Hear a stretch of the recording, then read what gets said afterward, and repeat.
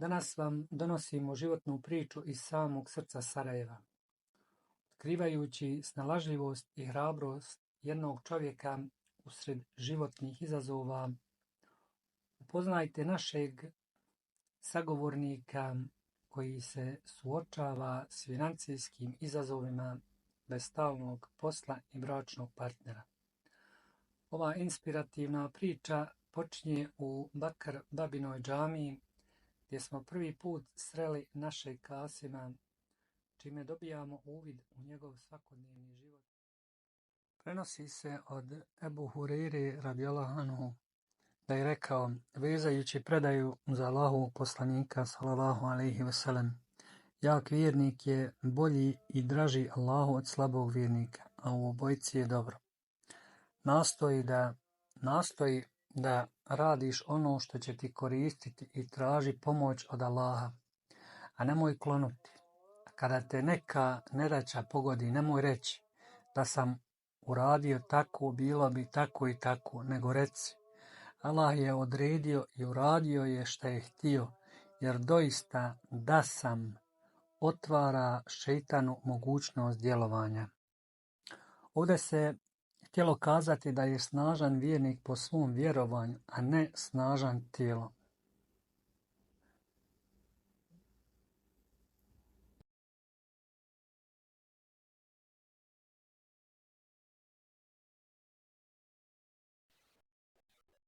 Poštovani pratioci, assalamu alaikum, lijep pozdrav.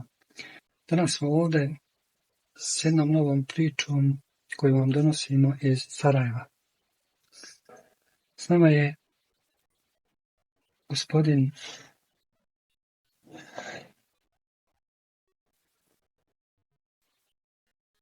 Kasim Popara.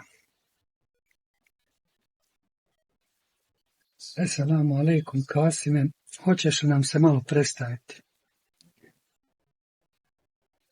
Možeš li nam nešto reći o sebi, gdje si rođen, gdje živiš i koliko godina imate? Imate li braće i sestara?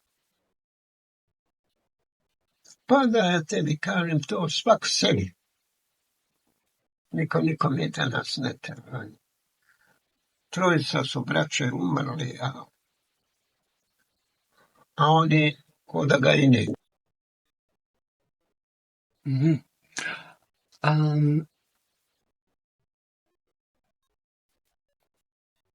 Jeste li oženjen? Nisam ja oženjen. Sokolac, selo Šahbegovići gori. To je Romanija. Ja. I koliko ste dugo živjeli u... Ovdje me rat otjerao. Aha. I više nisam gori vraćao i ne mogu da se vratim. To je to. Oček živite, jel imate penziju? Nemamo. Nemam ja penziju, nemam. I eto tako.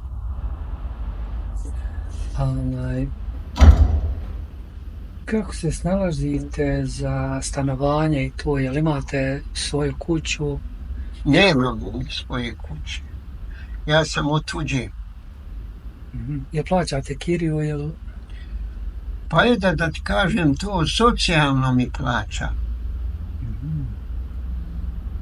Prevario sam socijalno. Provodite dan? Pa eto, provodimo fino, šta ću. Iz džamije u džamiju i opet kući i eto. Ja. Pa pretpostavljam da je lijepo ovdje k vama u Sarajevu, ima društva, ima se s kim prijatelji. To ima društva, fino ima. Društvo me i fino i pomogne i sve. Tamam. Koju ste školu završili? Nismo nikako, ja nemam prvog razreda, nikako. Niti je meni majka dala ostane, ni otac, ni braća, ni sestra. Ni prvog, ni se znam potpisati, ni ništa.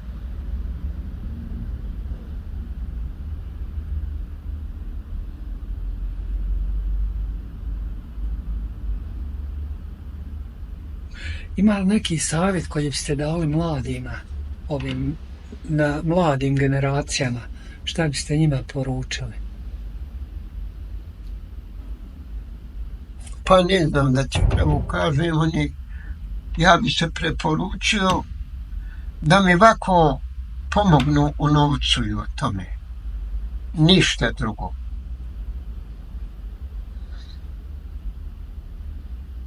Šta ću ja da dođem, shvatile, ja da dođem, da dobijem pakete, ni znam praviti hranu, ni nigdje ništa, ja se besplatno hranim kod Feratovića. U Čevapčinici i u Kolobari ovdje, na čarši. A recimo sad neko ako vam želi pomoć i gdje vas može pronaći? Ovdje me mogu pronaći u ovoj džami. Evo, i u Begovoj. Kako se ova zove džamija? Ova se džamija zove Bakarbabina. Kada otprilike ste ovdje?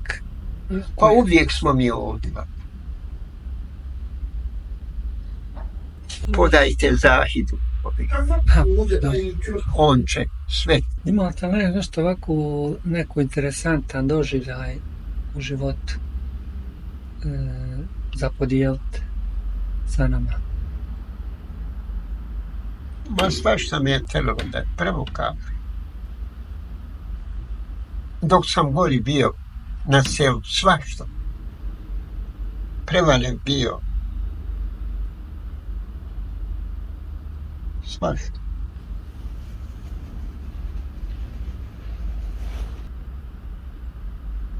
Jeste služili JNA? Jeste služili JNA ili Slovensku narodnu armiju? Nismo u armiji bili.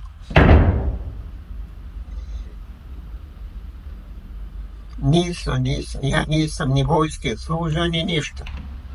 To je to tako.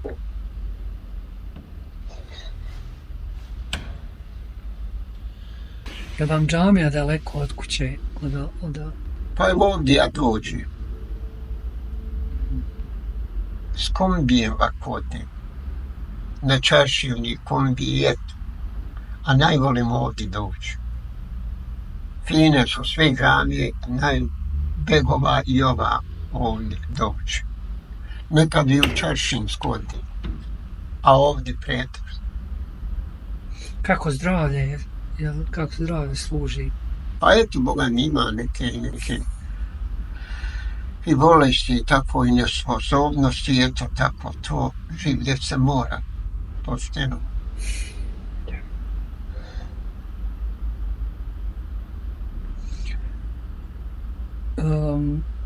Kako za grijanje, jel vruće vam, jel imate, ložite? Imamo tu, oni vrućo je i grijanje, to. Ali nemam čim da platim i eto tako, to i eto.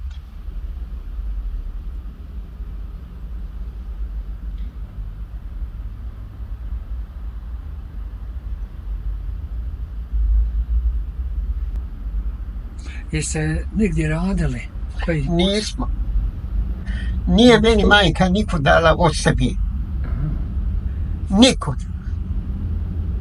Nikuda. Poljoprivreda bilo i tako to i eto.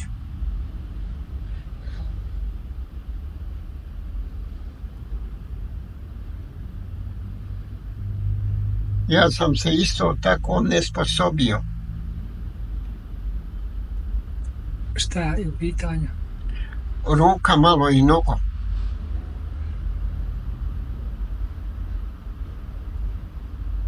Šta tačnije? Šta tačnije? Povrijedili se? Povrijedili se, ja.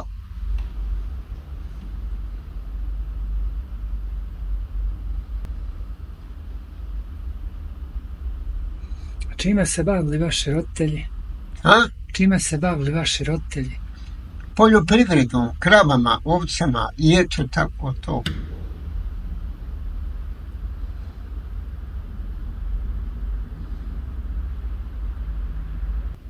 Dobro.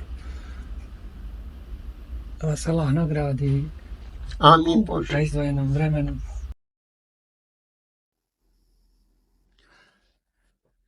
Ima veoma bogatih ljudi koji su jako siromašni, dok ima siromašnih ljudi koji su veoma bogati.